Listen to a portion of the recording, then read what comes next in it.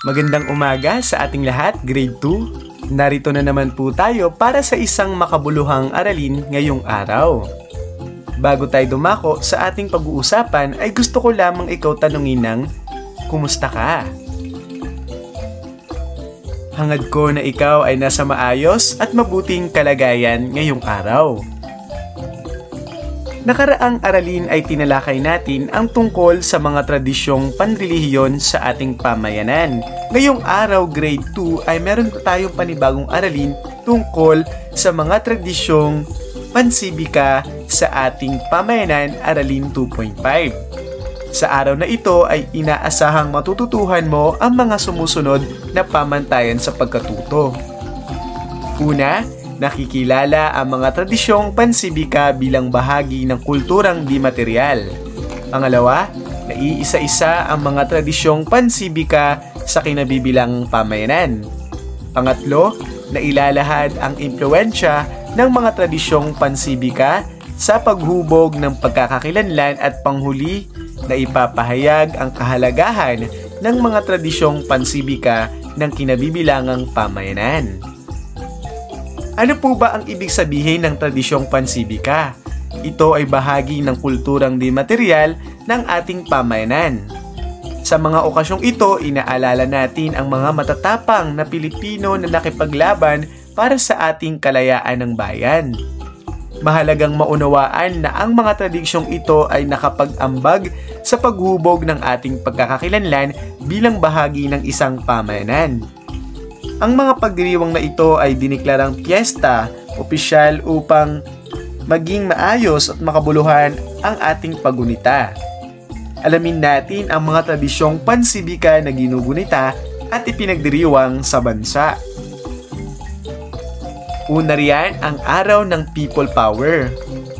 Ipinagdiriwang ang Araw ng People Power tuwing ika-25 ng Pebrero. Diniklara ni dating Pangulong Fidel Ramos ang araw na ito bilang People's Day. Noong ika-22 hanggang ika-25 ng Pebrero 1986, maraming Pilipino mula sa iba't ibang larangan ang sumama sa mapayapang pagpapatalsik kay dating Pangulong Ferdinand P. Marcos Sr. Sa loob ng 4 na araw na natili sa EDSA ang halos 2 milyong mamamayan. Sila ay nagdasal at kanilang matapang na hinarap ang mga sundalong ipinadala ng pamahalaan. Ang pag-aaklas ay nagbigay daan sa pagtatapos ng diktadurang Marcos. Sa pangyayaring ito na tinawag na EDSA People Power Revolution, pinatunayan natin sa buong mundo na maaring makamit ang kalayaan sa mapayapang paraan. Ipinakita rin ng mga Pilipino ang kanilang katapangan at pagkakaisa noong People Power Revolution. Ikalawa natin ay ang Araw ng Kagitingan. Ipinagdiriwang natin ang Araw ng Kagitingan tuwing ika-9 ng Abril. Ginugunita nito ang magigiting at matatapang na sundalong Pilipino na nasawi sa pakikipaglaban sa Bataan noong ikalawang digmaang pandaigdig. Mayroong nagpupunta sa Bundok Samat sa Bataan upang bisitahin ang dambana ng Kagitingan. Sunod naman natin ay ang Araw ng Paggawa o Labor Day. Binibigyang halaga ang mga manggagawang Pilipino tuwing ika-1 ng Mayo. Ito ang Araw ng Paggawa o Labor Day. Sa araw na ito, kinikilala natin ang mahalagang kontribusyon ng mga manggagawa sa pag-aangat ng ekonomiya ng bansa. Sunod naman po natin ay ang Araw ng Kalayaan. Ipinagdiriwang natin ang Araw ng Kalayaan tuwing ika-12 ng Hunyo na kung saan ay sa araw na ito, noong taong 1878, ipinahayag ni General Emilio Aguinaldo ang ating kalayaan sa mga Espanyol. Iwinagayway niya ang watawat ng Pilipinas sa balkonahe ng kanyang tahanan sa Kawit, Cavite. Sa unang pagkakataon ay tinugtog ang lupang hinirang bilang tanda ng kalayaan ng bansa. Mula noon, ang Araw ng Kalayaan ay taon-taon nang ipinagdiriwang ng buong sigla at galak. Ang watawat ng Pilipinas ay magiting na itinataas sa bawat lungsod, bayan at lalawigan ng mga pinuno ng pamahalaan. Sinusundan naman ito ng parada na nilalahukan ng mga mamamayan.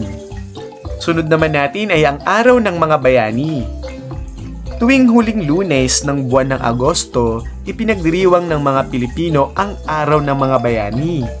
Sa araw na ito, ginugunitan natin ang katapangan at kadakilaan ng lahat ng bayaning Pilipinong nakipaglaban para sa kalayaan ng bansa. Ang libingan ng mga bayani ay isang lugar na nagpapahalaga sa pag-alala ng ating mga bayani. Sa gitna ng libingan, makikita ang puntod ng mga di kilalang sundalo na itinayo bilang pagkilala sa kabayanihan ng mga Pilipinong sundalong namatay sa digmaan at hindi na nakilala. Dito rin nakahimlay ang mga labi ng 4 sa mga yumaong Pangulo ng Pilipinas.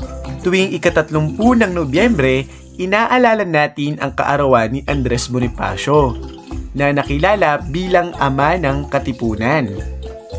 Siya ay isang matapang na bayani na namuno sa paglaban ng maraming Pilipino sa mga mananakop na Espanyol. Ang Katipunan ay binuo ng mga Pilipinong magiting na naghimagsik laban sa mga Espanyol.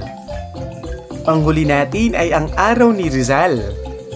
Noong ika-30 ng Disyembre, taong 1876, binaril ng mga Espanyol si Dr. Jose Rizal sa Bagong Bayan, na kasalukuyang Luneta. Mula sa araw na yun, si Rizal ay naging bayani ng bawat Pilipino. Noong siya ay nabubuhay pa, matapang siyang lumaban para sa kalayaan ng bansa gamit ang mapayapang paraan. Sumulat siya ng mga nobela na gumising sa isip at damdamin ng mga Pilipino. Nagsilbing inspirasyon ang mga ito upang labanan ng mga Pilipino ang mga dayuhang mananakop. Ginugunita ng mga Pilipino ang kamatayan ni Dr. Jose Rizal taon-taon tuwing ika-30 ng Disyembre. Meron akong inihandang isang tanong dito, grade 2, na kung tawagin natin ay pagnilayan natin. Bilang isang mag-aaral, bakit po mahalagang makilala ang mga bayaning Pilipino?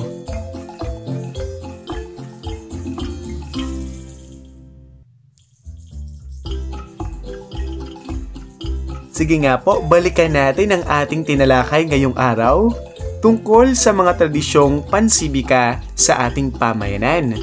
Nagawa po ba natin ang mga pamantayan sa pagkatuto na ito?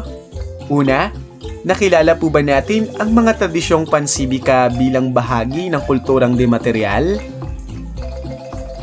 Tumpak, nagawa po natin ito. Sunod, naiisa-isa ang mga tradisyong pansibika sa kinabibilangang pamayanan. Mahusay, nagawa rin po natin ito. Ikatlo, nailalahad ang impluwensya ng mga tradisyong pansibika sa paghubog ng pagkakakilanlan. Magaling, nagawa rin po natin ito. At panghuli, nagawa po ba nating maipahayag ang kahalagahan ng mga tradisyong pansibika ng kinabibilangang pamayanan? Tama, nagawa rin po natin ang mga pamantayan sa pagkatuto ngayong araw ayon sa ating aralin. Natutuwa ako na marami tayong natutuhan at nalaman sa ating panibagong aralin ngayong araw. Hanggang sa susunod po na ating talakayan, paalam na po, grade 2!